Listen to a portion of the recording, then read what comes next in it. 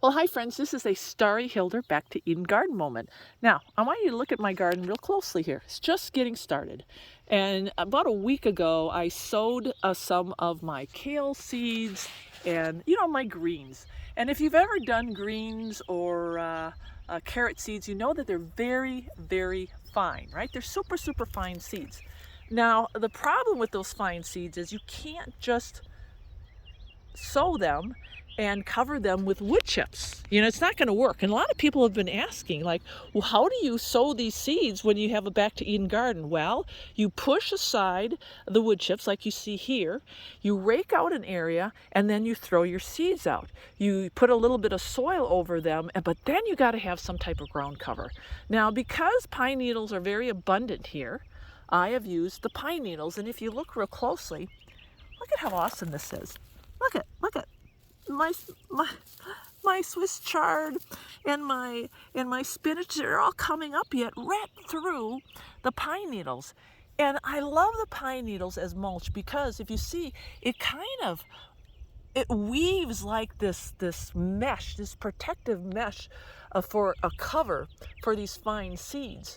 And what I really find beneficial using the pine needles is that it holds in the moisture, but it protects those fine seeds from being washed away, from being dispersed. And I always worry about that because they're so tiny, right? So this is a perfect ground cover, and it is a resource here that is abundant. Now, I suggest you using whatever you have. You can use grass clippings as mulch. You can use raked leaves as mulch. But when you're doing the Back to Eden garden, you don't want to put on your wood chips on any of your fine seeds. You want to use something that's lighter. We've even used straw. And that way those seeds can get the water, have moisture retention, and those seeds can start popping, and those fine, delicate shoots can start coming up. And they have a chance. They don't have to fight the wood chips.